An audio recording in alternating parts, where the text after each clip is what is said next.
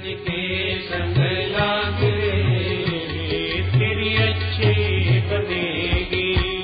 संतन के संग लाग रे तेरी अच्छी बनेगी। संतन के संग लाग रे तेरी अच्छी बनेगी। अच्छी बनेगी तेरी किस्मत जगेगी। अच्छी बनेगी तेरी किस्मत जगेगी। अच्छी बनेगी तेरी किस्मत जगेगी। अच्छी बनेगी तेरी किस्मत जगेगी। अरे कोई तेरो बड़ भाग रे तेरी अच्छी बनेगी। कोई तेरो बड़ भाग रे तेरी अच्छी बनेगी। संतन के संग लाग रे तेरी अच्छी बनेगी। संतन के संग लाग रे तेरी अच्छी बनेगी। संतन संग करी पुण्य कमाई। संतन संग करी पुण्य कमाई। संतन संग करी पुण्य कमाई। संतन संग करी पुण्य कमाई। अरे राम चरण अनुराग रे तेरी अच्छी बनेगी। राम चरण अनुराग रे तेरी अच्छी बनेगी। संतन के संग लाग रे तेरी अच्छी बनेगी। संतन के संग लाग रे तेरी अच्छी बनेगी। ध्रुव जी की बन गई प्रहलाद की बन गई। ध्रुव जी की बन गई प्रहलाद की बन गई।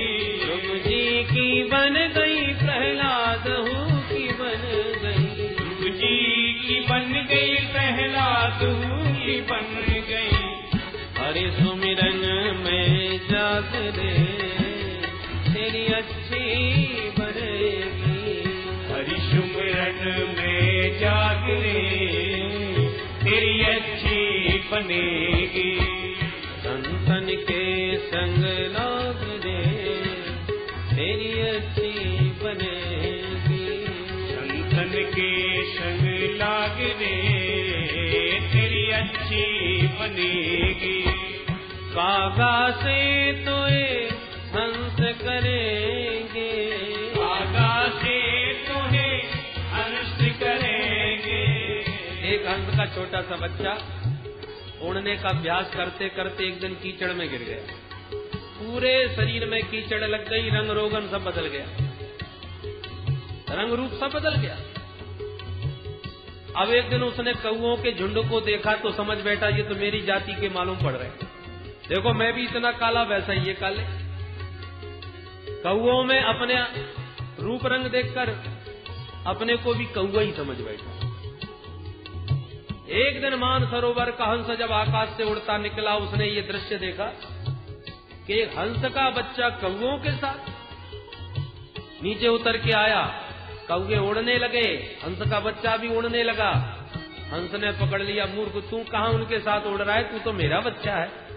अरे नहीं नहीं महाराज, आप इतने गोरे हम इतने काले, मेरी जाति के तो वो है, देखो वो उड़ रहे हैं। हंस समझ गया ये अपने आप को ही भूल गया। पकड़ के ले गया और निर्मल सरोवर में जल में उसकी डुबकी लगाई। जैसे ही सरोवर में डाला थोड़ी देर में उसकी कीचड़ सब धुल गई और जब बाहर निकला तो एकदम धवल देह हो गई। देख अब अपने आप को, हाँ महाराज जैसी आप हो वैसा ही मैं हूं, अब समझ गया। उसी प्रकार ईश्वर अंश जीव अविनाशी चेतन अमल सहज सुख राशि। ईश्वर का बेटा, परमात्मा का पुत्र, सहज आनंद का अंश, पर जब देखो तब दुख, जब देखो तब हाय हाय। ये कीचड़ कहां से लग गई? बोले साहब कौओं के संग में रहते रहते कौआ ही बने। माया की कीचड़ ऐसी लिपटी कि अपने आप को ही भूल गए, अपना स्वरूप ही हमें ध्यान नहीं रहा। जब किसी संत सदगुरु परमहंस की दृष्टि पड़ी, उसकी कृपामयी दृष्टि ने कमाल कर दिया। पकड़ के सत्संग के सरोवर में रगड़ रगड़ के स्नान करा के सारी माया की गंदगी को धो दिया और विशुद्ध अपना वास्तविक स्वरूप हमारे सामने प्रकट कर दिया। देख तू ये है, और अब तक तू क्या समझ रहा था? ये सदगुरु का अनुग्रह है। कागा से तो है हंस करेंगे, कागा से तो है हंस करेंगे। अरे मिट जाए उरु के दाग रे, तेरी अच्छी बनेगी। मिट जाए उरु के दाग रे, तेरी अच्छी बनेगी। संतन के संग लाग रे, तेरी अच्छी बनेगी। संतन के संग लाग रे, तेरी अच्छी बनेगी। मोहनिशा में बहुत दिन सोए, मोहनिशा में बहुत दिन सोए। मोहनिशा में बहुत दिन सोए, मोहनिशा में बहुत दिन सोए। अब जाग सके तो अब जाग ले, तेरी अच्छी बनेगी। जाग सके तो अब जाग रे, तेरी अच्छी बनेगी। संतन के संग लाग रे, तेरी अच्छी बनेगी। संतन के संग लाग रे, तेरी अच्छी बनेगी। कहत कबीर राम सुमिरन में, कहत कबीर राम सुमिरन में। कहत कबीर राम सुमिरन में। कहत कबीर राम सुमिरन में। अब भाग सके तो अब पाग रे, तेरी अच्छी बनेगी। भाग सके तो अब पाग रे, तेरी अच्छी बनेगी। संतन के संग लाग रे, तेरी अच्छी बनेगी। संतन के संग लाग रे, तेरी अच्छी बनेगी। तेरी अच्छी बने, तेरी अच्छी बनेगी। तेरी अच्छी बने, वो तेरी अच्छी बनेगी। बोल गुरुदेव भगवान की जय। श्री गोकर्ण जी कहते हैं, पिताजी इसलिए साधु पुरुषान सेवस्व, भगवत रसिक साधु जनों की संगत करो और अपने चित्त से कामनाओं के कांटे निकाल फेंको। पैर में एक भी कांटा चुभा हो तो जब तक निकल न जाए तब तक गड़ता रहता है। उसके निकल जाने पर ही चित्त को चैन मिलता है। हमने तो न जाने कितने कामनाओं के कांटे चुभो रखे हैं, ये करूंगा फिर वो करूंगा, उसके बाद ऐसा होगा फिर वैसा होगा। जितने कांटे लगे होंगे चित्त उतना ही बेचैन होगा। और हम जानबूझ के ये कांटे लगा रहे हैं। इसलिए जो वास्तव में शांति चाहता हो, जिसका चित्त हमेशा प्रसन्न रहे, ऐसी यदि आपकी इच्छा है तो जितने कांटे चुभो रखे सबको निकाल दो। एक भी कांटा रहेगा तो गड़ता रहेगा। उदाहरण से देखो, हमने सोचा किराए के मकान में रह रहे भैया, कभी अपना मकान हो, अपनी छत हो तो रहने का आनंद ही कुछ और है। अब हमने कांटा चुभा लिया, मकान होना चाहिए, मकान होना चाहिए, तो जब तक हो न गया तब तक वो गड़ता रहा। आज अब गृह प्रवेश किया, उस गृह प्रवेश में बड़ा आनंद, बड़ा हर्ष, भैया अपना मकान है, गदगद हो रहा है आपका चित्त। अब ये विचार कीजिए, आनंद आपको कहां से मिल रहा है? यदि मकान का आनंद होता तो मकान तो आपके पास बरसों तक रहा, आनंद तो 2-4 दिन में ही गायब हो गया। वस्तुतः वो मकान का आनंद नहीं है, मकान अपना हो, ये कामना जो कांटा बनकर के चुभी हुई थी आपके चित्त में, वो कांटा आज निकल गया। जहां आपके चित्त को लगा कि मकान मिल गया, तो जो मकान का कांटा था वो निकल गया, तो चित्त को आनंद मिल गया। तो उस कांटे निकल जाने का आनंद मिल रहा है, और हम समझ रहे हैं मकान का आनंद मिल रहा है। आज मकान मिल गया, इसलिए चित्त को सुख है कि मकान का सुख नहीं, वो मकान मिल जाए इसका ये कांटा जो चुभा था वो निकल गया। और कब तक वो चित्त में आनंद रहा, ये जब तक दूसरा कांटा नहीं चुभ गया। बोले साहब मकान तो बन गया, परंतु गर्मी आ गई, गर्मी बहुत पड़ती है, इसलिए एयर कंडीशन होना चाहिए। अब जब तक एसी नहीं लग गया तब तक वो दूसरा कांटा चुभा था। जहां एसी फिट हुआ तो गदगद हो गए, अरे वाह एयर कंडीशन है। आनंद तो इसका है कि वो जो कांटा था वो आज दूसरा निकल गया। फिर लगा साहब एसी है, मकान भी बहुत बढ़िया, पर शहर से थोड़ा हटके है, आने जाने में बड़ी दिक्कत पड़ती है, गाड़ी जरूर होना चाहिए। अब दूसरा कांटा चुभ लिया। इसलिए विहाय कामान्य सर्वान, वास्तव में चित्त को परम विश्राम और शांति देना चाहते हो तो इन कांटों को निकाल फेंको, क्योंकि जितने कांटे चुभोगे उतना ही चित्त अशांत और परेशान रहेगा। एक वो है जिनके पास अपार संपदा है, फिर भी विचारों को रात में नींद नहीं आ रही, और एक वो है जिनके तन पर 4 अंगुल की लंगोटी भी नहीं है, और फिर भी बड़े मस्त और प्रसन्न चित्त रहते हैं, क्योंकि उन्होंने कोई कांटा चुभो ही नहीं अपने चित्त में, इसलिए बड़े प्रसन्न हैं। सुखदेव जैसे परमहंस, जिनके चित्त में कोई किसी प्रकार की कामना नहीं, इसलिए निज लाभ तुष्ट, अपने में आनंद है। अरे जीव है ही आनंद स्वरूप, जबरदस्ती कांटे चुभो करके अपने चित्त को परेशान करता है। दीपक की लौ कितनी सुस्थिर होती है, परंतु जब वायु का आघात होने लगता है तो बेचारी चंचल होने लगती है। यार कोई वायु का प्रहार न होवे ऐसा शीशा रख दो दीपक के ऊपर, तो ज्योति एकदम सुस्थिर हो जाएगी। उसी प्रकार चित्त भी हमारा एकदम सुस्थिर और शांत है, परंतु कामनाओं की जब आंधी चलती है तो बेचारा चंचल हो उठता है, अशांत हो जाता है, अस्थिर हो जाता है। इसलिए जहि काम तृष्णा, पिताजी दूसरों का गुण दोष देखना बिल्कुल बंद करो। अन्यस्य दोष गुण चिंतनमाशु मुक्त्वा सेवा कथा रसमहो नितराम पिबत्वम्। हम लोग प्रायः अपने बारे में इतना नहीं सोचते जितना कि दूसरों के बारे में सोच के समय बर्बाद करते हैं। अब दूसरों के बारे में सोचने से कोई उस पर तो तुम्हारे सोचने का कोई प्रभाव पड़ने वाला है नहीं। जितना हम दूसरों के बारे में सोच रहे हैं उतना अपने बारे में सोचें तो जरूर अपना सुधार कर सकते हैं। एक अंगुली जब दूसरे पर उठाते हैं तो 3 अंगुली स्वतः अपने हमारी तरफ मुड़ के हमसे पूछती हैं कि तू कैसा है, पहले अपने अंदर भी तो झांक के देख, तब सामने वाले पर उंगली उठा।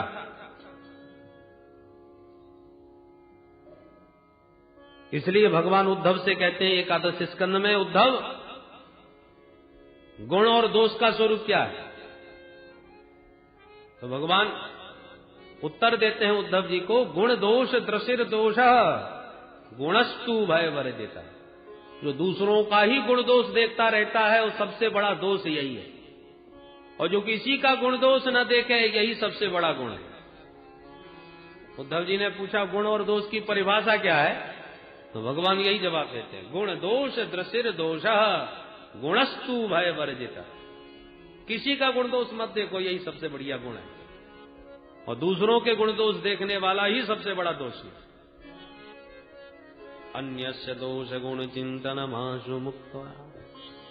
अरे गुण देखोगे तो आसक्ति कर बैठोगे उसमें, दोष देखोगे तो घृणा कर बैठोगे उसमें। ये व्यक्ति बहुत दुष्ट है। दोष देखते ही घृणा होगी और गुण देखते ही आसक्ति होगी। ये बड़ा गुणवान है, बड़ा बुद्धिमान है, बड़ा कलाकार है।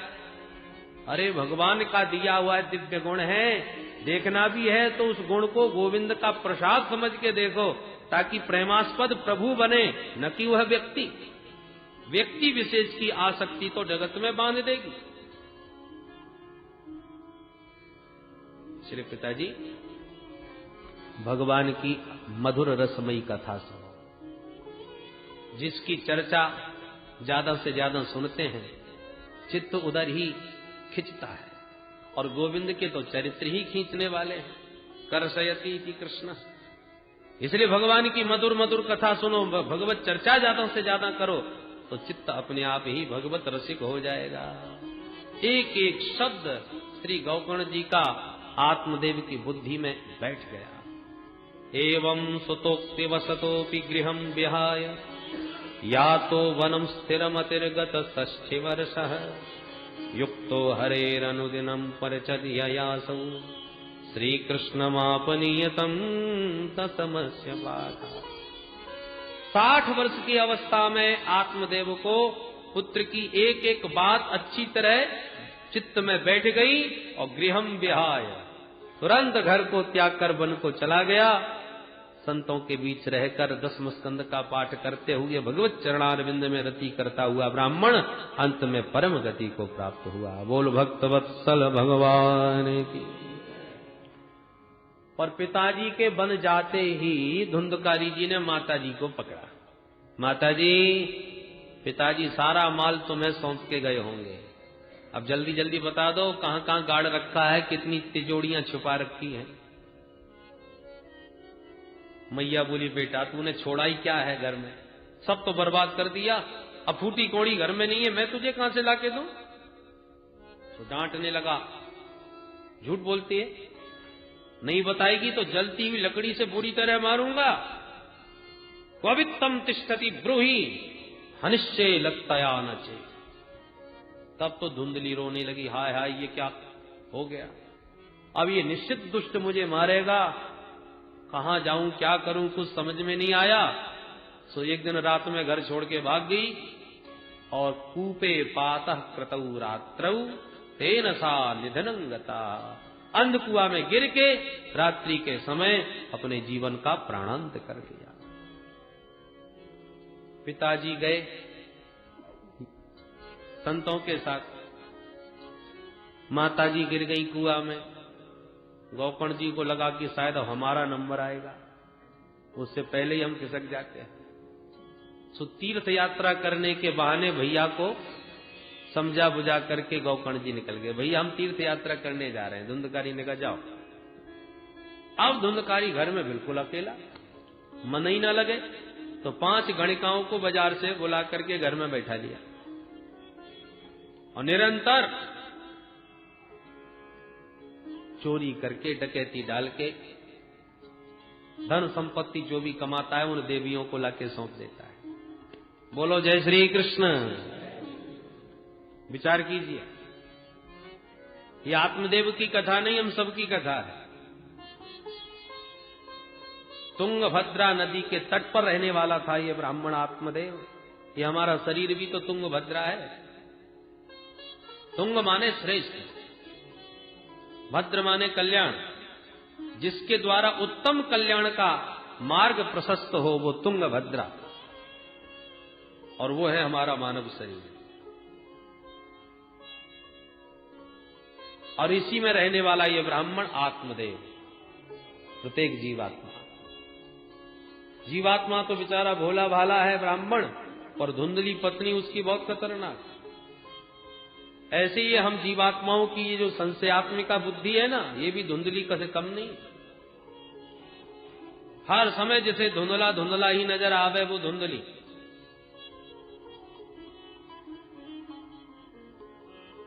ये रस्सी पड़ी है या सर्प, ये भ्रम कब उत्पन्न होता है, अंधेरे में कि उजेले में? बोले ना अंधेरे में ना उजेले में, क्योंकि उजेले में तो स्पष्ट नजर आएगा और अंधेरे में कुछ नजर ही नहीं आएगा। पूर्णतः अंधकार हो तो अपना हाथ ही नजर नहीं आता, और जब नजर ही कुछ नहीं आता तो भ्रम क्यों होगा? भ्रम तो तब होता है जब कुछ दिखाई पड़े। तो मंद अंधकार में माने जब ना अंधेरा हो ना उजेला हो, बीच की जो स्थिति है, जिसे कहते हैं धुंधला धुंधलापन, भ्रम तभी पैदा होते हैं। अंधकार में कुछ नहीं और प्रकाश में सब कुछ दिखता है। उसी प्रकार जो अपने को घोर अज्ञानी मान ले, मैं महामूर्ख हूं, तो उसका कल्याण हो जाएगा, क्योंकि वो अपने को मूर्ख तो मान रहा है। जब अपने को अज्ञानी मान रहा है तो किसी ज्ञानी सदगुरु का आश्रय लेकर के उसके सहारे तर जाएगा, और जो ज्ञानी बन गया, सत असत का जिसे बोध हो गया, उसका कल्याण तो हो ही जाएगा। विडंबना तो उन बीच वालों की है जो ज्ञानी बन नहीं पाए, अज्ञानी अपने को मानते नहीं। ऐसा क्यों वैसा क्यों, सारी जिंदगी क्यों क्यों में ही बिता दी। जीवन में यही निर्णय नहीं ले पाए कि भगवान होते हैं कि नहीं। कई लोग ऐसे होते। एक बार तो एक सज्जन ईश्वरवाद का बड़ा खंडन करते, भगवान कहीं कुछ नहीं होते, सब बकवास कपोल कल्पना है। मैं भगवान को बिल्कुल नहीं मानता। ठीक है, मत मानो। एक दिन उसके मित्र ने अचानक उसके परिहास में उसकी जेब में हाथ डाला, तो उसमें से माला जोली निकल पड़ी।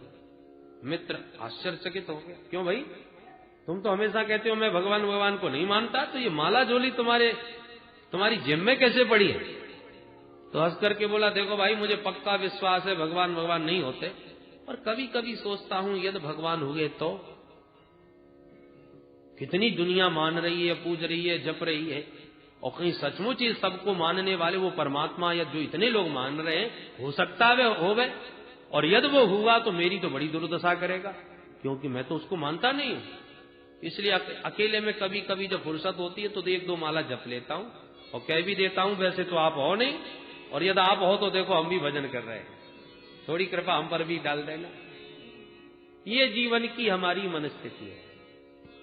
निर्णय नहीं ले पाए कि है कि नहीं।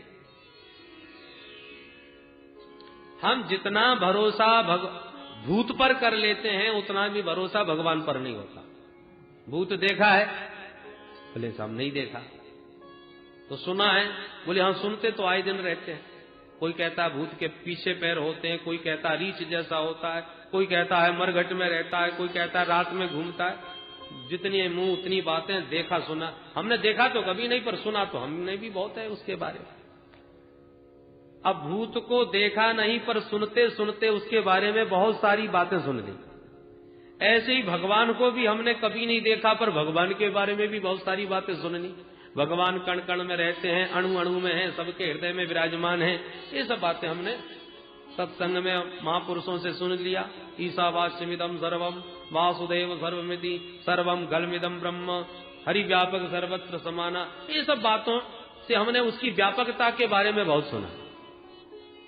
अब न तो भगवान को देखा और न भूत को देखा, दोनों ही हमारे लिए अपरिचित हैं, पर दोनों के बारे में सुन रखा है। और सुना यह है कि भूत मरघट में घूमते हैं, और सुना यह है कि भगवान कण कण में रहते हैं। अब अचानक रात के 12 बजे कहीं किसी मरघट से निकलना पड़े, सो याद आ गया, भैया हमने सुन रखा था मरघट में भूत रहते हैं। धड़कन तेज हो गई।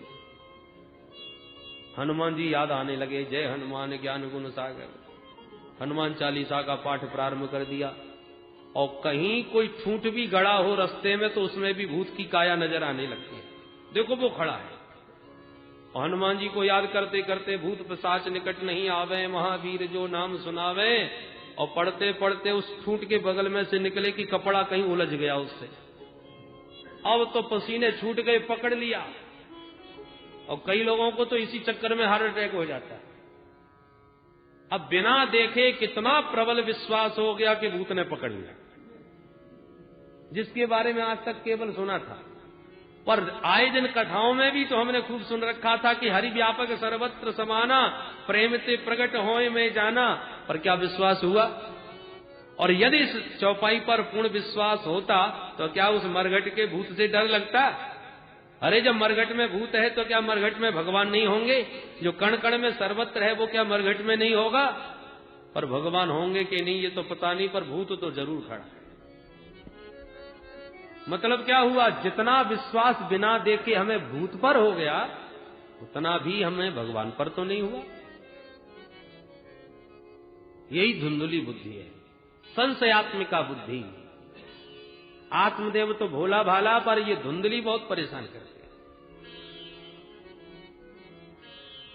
आत्मदेव जंगल में गया तो संत का दर्शन हो गया भगवान की कृपा से। बिनु हरि कृपा मिले ही नहीं संता, हरि कृपा भई तभी तो संत का सानिध्य दर्शन प्राप्त हुआ।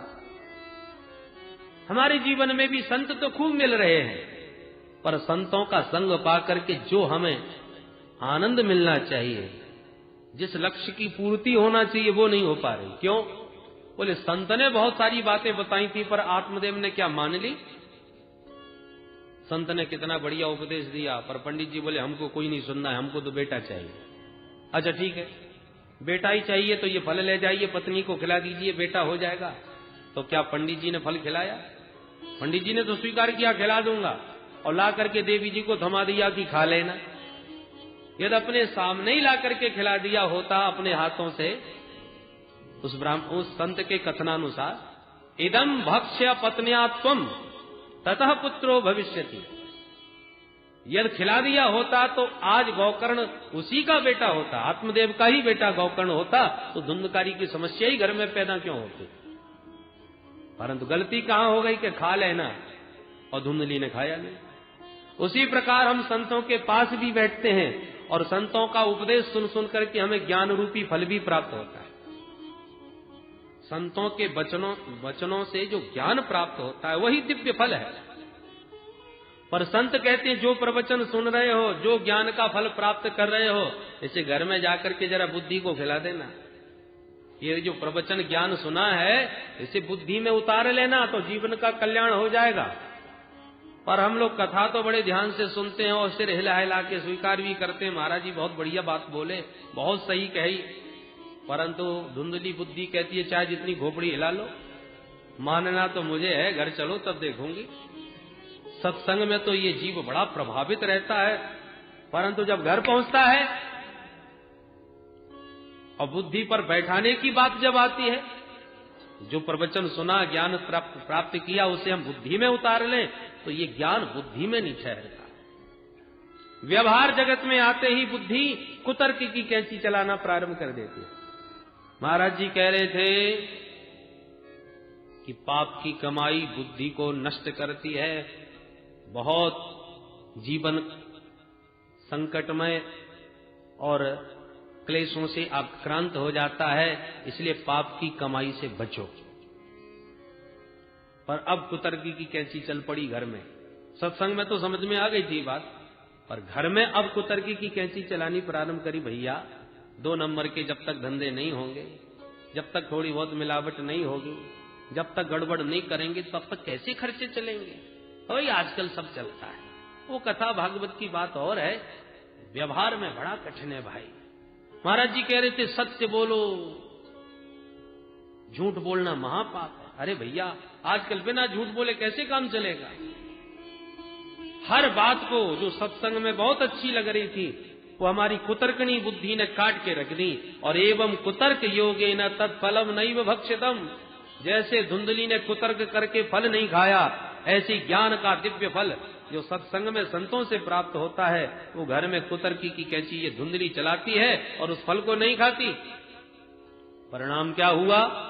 धुंधकारी घर में आ गया। सत्संग को जब तक हम व्यवहार में नहीं उतारेंगे, जब तक अपनी धुंधली बुद्धि में सत्संग को नहीं प्रविष्ट करेंगे, आत्मसात नहीं करेंगे, तब तक ये अज्ञान रूपी धुंधकारी हमको सताता ही रहेगा। परंतु एक बात ध्यान देने की है, भले ही धुंधली ने फल नहीं खाया, पर उसी फल के द्वारा गौकर्ण पैदा हुआ, और गौकर्ण पैदा हुआ इसलिए आत्मदेव को रास्ता भी उसी ने दिखा दिया। धुंधकारी से अत्यंत व्यथित आत्मदेव को तो रास्ता मिल गया गौकर्ण जी के द्वारा। उसी प्रकार सत्संग में बातें अच्छी अच्छी हम सुनते हैं, भले ही कुतर्क बुद्धि हमको वो ज्ञान का फल खाने नहीं खाती, परंतु सत्संग के सूत्र ही समय आने पर जीव का मार्गदर्शन अवश्य करते हैं। जब जीवन में ऐसी स्थिति बन जाए, किंग कर्तव्य विमूढ़ता जब आ जाए कि अब क्या करें, ये क्या हो गया अचानक, हर प्राणी के जीवन में ऐसा क्षण कभी न कभी जरूर आता है जब वो निर्णय लेने की स्थिति में नहीं हो पाता क्या करूं, और उस समय जो सत्संग किया है वही सत्संग का कोई ना कोई सूत्र उसका मार्ग दिखाने प्रकट हो जाता है। हाथ में टॉर्च है और बिजली का प्रकाश है तो उसकी आवश्यकता हमको समझ में नहीं आती, व्यर्थ में बाहर लगता है, कहां उसको जेब में लटकाए घूम रहे हैं। प्रकाश है तब तक तो ठीक है, और एकदम लाइट चली गई, घोर अंधकार आंखों के सामने छा जाए, उस समय उसका महत्व समझ में आया कि और लोग तो भटकते रह गए, हमने अपनी टॉर्च निकाली और चल दी।